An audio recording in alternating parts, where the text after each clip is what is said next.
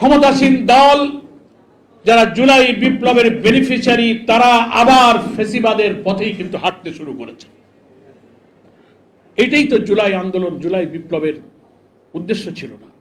আজকের প্রবন্ধকার keynote paper যিনি লিখেছেন, অনেক স্মৃতি, অনেক কথা লিখে তার মধ্যে মূল কথা কিন্তু তিনি উল্লেখ করে বলেছেন যে জুলাই যোদ্ধারা শুধু সরকার পরিবর্তনের জন্য জীবন দেননি, তারা স্বপ্ন দেখেছিলেন বৈষম্যহীন একটি রাষ্ট্রের। শুনেছেন তো প্রবন্ধটা আপনারা? শুধু একটা রিজিম চেঞ্জ করা, একটা গভর্নমেন্ট পরিবর্তন করা টার্গেট ছিল না। পরিবর্তন তো হবেই, কিন্তু এমন একটা রাষ্ট্রের স্বপ্ন আমরা দেখেছিলাম ওই জুলাই যোদ্ধারা, জীবন দানকারী, আহত, ক্ষতবিক্ষত, রক্তাক্ত, অশ্রুসিক্ত এই সব লক্ষ কোটি মানুষের স্বপ্ন ছিল একটি বৈষম্যহীন রাষ্ট্র। এমন রাষ্ট্র যেখানে দুর্নীতি থাকবে না, দলীয়করণ থাকবে না, ভিন্ন মতের উপরে দমনপীড়ন থাকবে না, প্রধানমন্ত্রী অসীম ক্ষমতার অধিকারী হয়ে সর্বত্র দলীয়করণ করে মেধা না কোটা সেই আন্দোলনের চূড়ান্ত পর্যায়ে গিয়ে ফ্যাসিবাদ বিরোধী সংগ্রাম যে বিপ্লব সফলতা অর্জন করলো, নতুন সংস্কারকৃত রাষ্ট্র ব্যবস্থায় এমন একটি ব্যবস্থা হবে, সমস্ত দলীয়করণের ঊর্ধ্বে এমন একটা রাষ্ট্র সংস্কার হবে যে রাষ্ট্রে মানুষ বৈষম্যহীন, মানবিক, দুর্নীতিমুক্ত একটি সোনার নতুন বাংলাদেশ আমরা উপহার পাব। প্রিয় ভাইরা, আমাদের সেই স্বপ্ন কি সফল হতে যাচ্ছে? এই প্রশ্ন এখন জাতির কাছে। তা যদি হবে, তাহলে এত বড় রক্তাক্ত বিপ্লবের পর পার্লামেন্টে কেন কথা বলতে হয় যে জুলাই সনদের ভিত্তিতে তৈরি করা গণভোটের গণরায়কে বাস্তবায়ন করো? এই কথা কেন রক্তাক্ত বিপ্লবের পরে ওই জুলাই যোদ্ধারা আবার সেই জুলাই বিপ্লবের বেনিফিশিয়ারি পার্লামেন্টে দাঁড়িয়ে সেই বক্তব্য রাখবে? আবার ট্রেজারি বেঞ্চে যারা থাকেন, সরকারি দলের এমপি পার্লামেন্টে দাঁড়িয়ে বলেন এই পার্লামেন্টে এত আননেসেসারি জুলাই বিপ্লবের কথা বলার দরকার। আপনারা নিশ্চয়ই পার্লামেন্টের সেশনগুলো অনলাইনে অবজার্ভ করেন। এই বক্তব্য একজন এমপি রেখেছে বিএনপি, যে এত আননেসেসারি জুলাইয়ের কথা বলার দরকারটা কি? যে জুলাই বিপ্লব, যে গণভোট 2025 সালের 13 নভেম্বরের জুলাই সনদ বাস্তবায়ন আদেশ, একটা প্রেসিডেন্সিয়াল অর্ডারের ভিত্তিতে একই দিনে গণভোট হলো, জাতীয় ভোট হলো, যে ভোটের বেনিফিশিয়ারি হয়ে প্রধানমন্ত্রী হলেন, এমপি হলেন, মন্ত্রী পরিষদে চলে গেলেন, ক্ষমতায় গিয়ে আপনি জুলাইয়ের রক্ত, এত শহীদ, এত জীবন দান, এত হাজারি, হেলিকপ্টার করে ছোট্ট শিশুকে গুলি করে হত্যা করা, পুলিশের এপিসি কার থেকে নিথর দেহকে ছুঁড়ে ফেলে দেওয়া, মৃতদেহকে পুড়িয়ে জ্বালিয়ে ছাই করে দেওয়া, এরকম হর্ষক স্মৃতি আপনি ভুলে গেলেন? এত নিষ্ঠুর, এত মানবতা মনুষ্যত্বহীন হয়ে আপনি রাষ্ট্র ক্ষমতায় বসে থাকতে পারেন? কই, আপনি তো সেই পার্লামেন্টের মেম্বারকে থামালেন না। আপনি সেই গণভোটকে অস্বীকার করেন, বলেন যে এই গণভোট সংবিধানে নাই, এই প্রেসিডেন্সিয়াল অর্ডারের কোন এখতিয়ার রাষ্ট্রপতির নাই, সংবিধান সংস্কার পরিষদের কোনো প্রভিশন নাই, শপথের কোনো বিধান নাই। একথা কখন বলছেন? 17 অক্টোবর 2025 জাতীয় সংসদের দক্ষিণ প্লাজায় ফ্যাসিবাদ বিরোধী আন্দোলনের রাজপথে যে নিবন্ধিত রাজনৈতিক দলগুলো ছিল, সবাই মিলে আমরা যারা জুলাই সনদে স্বাক্ষর করেছিলাম, সেই 17 অক্টোবর 2025 থেকে নিয়ে 2026-এর 12 ফেব্রুয়ারি যে জাতীয় নির্বাচন আর গণভোট হলো একই দিনে, 17 অক্টোবর 2025, 12 ফেব্রুয়ারি 2026, 4টা মাস মাঝখানে চলে গিয়েছে, গণভোট হয়েছে। বর্তমান প্রধানমন্ত্রী গণভোটে হা ভোট দিতে বলেছেন। আপনারা ঐক্যমত্য কমিশনে একসঙ্গে থেকে এই গণভোটের প্রস্তাব করেছেন, লিগাল এক্সপার্টদেরকে দিয়ে প্রেসিডেন্সিয়াল অর্ডার জারি হয়েছে, সব মেনে দিয়েছেন, একদিন আপনারা আপত্তি করেনি। প্রধানমন্ত্রীত্বের শপথ নিয়ে ক্ষমতায় গিয়ে পার্লামেন্ট চালু হওয়ার পর বলছেন এগুলো সব সংবিধান বিরোধী। পার্লামেন্টে আমাদের leader of the opposition, Bangladesh Jamaat ইসলামের সম্মানিত আমির, যিনি নতুন বৈষম্যহীন এক মানবিক বাংলাদেশের স্বপ্ন সারথী ছিলেন, ডক্টর শফিকুর রহমান, যথার্থই বিএনপির এই ভূমিকার প্রতিবাদ করে তিনি উদাহরণ দিয়ে বলেছিলেন, একই ডেকচিতে রান্না করা গোশত, আপনি গোশতটা খাবেন, ঝোলটা খাবেন না। কি শুনেছিলেন না আপনারা?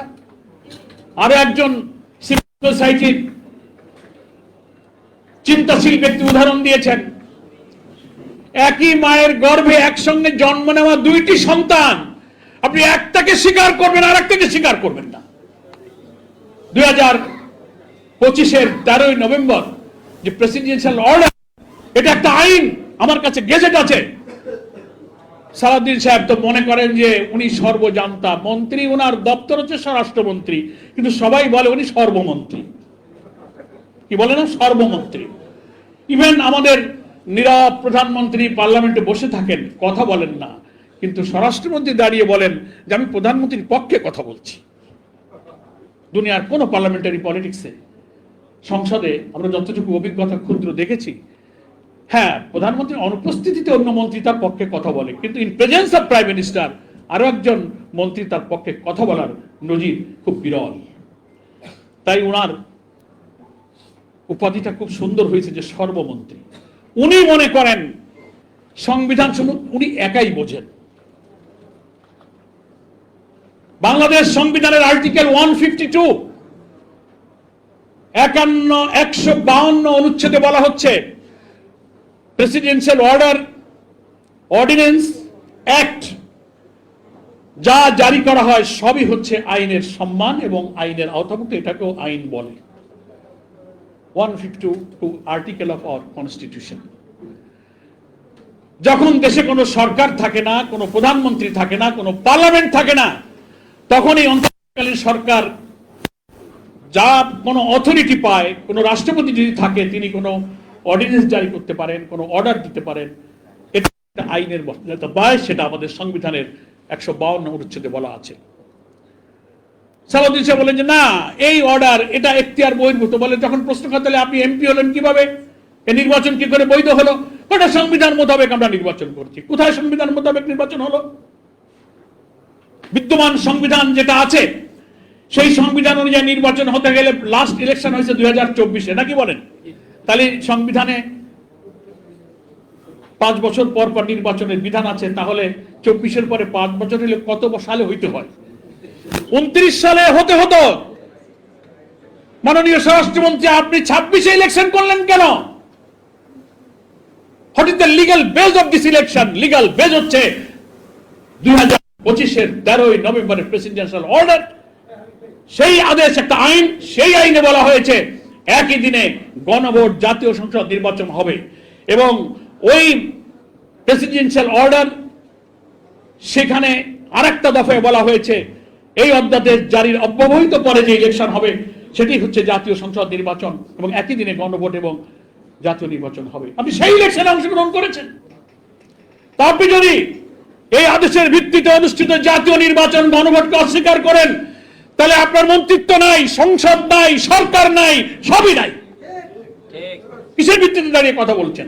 আর আপনি যে পার্লামেন্টে ব্যাখ্যা দেন যে না এই অর্ডারটা মানা যায় না, এটা রাষ্ট্রপতির এখতিয়ারের বাইরে, এই কথাটা বলাও তো আপনার এখতিয়ার নাই। কারণ কোন আইন, কোন বিধান, কোন অর্ডিন্যান্স, কোন অ্যাক্টের ব্যাখ্যা ঠিক কি বেঠিক এটাও কোনো ব্যক্তি দিতে পারে না। এটার ব্যাখ্যা দিতে পারে একমাত্র কোর্ট। কোর্ট বলবে।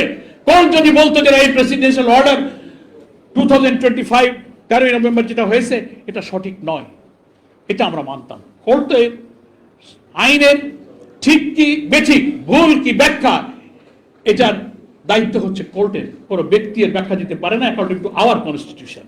অথচ আপনি দাঁড়িয়ে ব্যাখ্যা দিচ্ছেন যে এটা সংবিধানের নাই। কথাটা শেষ করতে চাই, প্রবন্ধের ওই কথাটাকে আমি মূল ধরে, যে তারা স্বপ্ন দেখেছিলেন বৈষম্যহীন রাষ্ট্রে। আমার প্রিয় ভাই বোনেরা, বৈষম্যহীন রাষ্ট্র করতে গেলে উই হ্যাভ নো অল্টারনেটিভ। আমাকে ওই 2026-এর 12ই ফেব্রুয়ারির গণভোটের গণরায়কে বাস্তবায়ন করতে হবে। 84টি সাংবিধানিক প্রশাসনিক সংস্কারের ব্যাপারে ঐকমত্য কমিশন যে প্রস্তাব দিয়েছে, সেইখানে অনেক দলই নোট অফ ডিসেন্ট দিয়েছিল। জামাতও দিয়েছে, বিএনপিও দিয়েছে, অন্যান্য দলও দিয়েছে। কিন্তু ঐকমত্য কমিশন বলেছে না, এই 84টি সংস্কার প্রস্তাবের পুরোপুরি দেশের সংবিধানের বেসিক কাঠামো, সংবিধানের মৌলিক কাঠামো পরিবর্তন করতে গেলে এই পরিবর্তনকে মানতে হবে। আমরা জামাত ইসলামী আমাদের নোট অফ ডিসেন্ট নিয়ে চিল্লাচিল্লি করছি না, অন্য কোনো দল করছে না। কিন্তু বিএনপি 12 থেকে 14টা সাংবিধানিক পরিবর্তনের ব্যাপারে নোট অফ ডিসেন্ট দিয়েছে। আপনারা ওই যে একটা লাল বই হাতে করে নিয়ে সালাউদ্দিন সাহেব পার্লামেন্টে বলেন, এর অক্ষরে অক্ষরে আমি মানবো। শোনেন না, প্রাইম মিনিস্টারও বলেন ওখানে আছে 84টি সংস্কার প্রস্তাব, তার ইম্পর্ট্যান্ট 10-12টি, যা না মানলে বাংলাদেশের সংস্কারটা একেবারে ইম্যাটেরিয়াল হয়ে যাবে। এই সংস্কারের কোনো মূল্য নেই। যেমন বলা আছে, প্রথম প্রধানমন্ত্রী যিনি থাকবেন তিনি দলের প্রধান থাকতে পারবেন না। বিএনপি নোট অফ ডিসেন্ট দিয়েছে। উচ্চ কক্ষে 100 আসন ভাগ হবে প্রপোর্শনাল রিপ্রেজেন্টেশন সিস্টেমে। আমরা সব দল মেনেছি, আমরা নোট অফ ডিসেন্ট এখানে দেয়নি, বিএনপি নোট অফ ডিসেন্ট দিয়েছে। আর্টিকেল 70, একজন এমপি ফ্লোর ক্রস করে কতটুকু দলের বাউন্ডারির বাইরে যাবে আমরা যা বলেছি, বিএনপি সেখানে একটা নোট অফ ডিসেন্ট দিয়েছে। আন্তর্জাতিক চুক্তি আইনগুলো আপার হাউস লোয়ার হাউসে অনুমোদিত হতে হবে, বিএনপির সেখানে নোট অফ ডিসেন্ট দিয়েছে।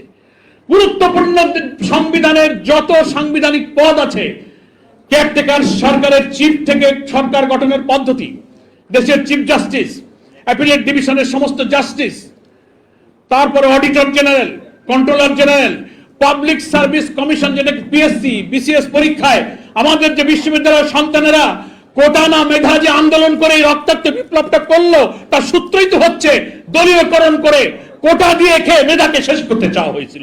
খেয়াল আছে কিনা আপনাদের?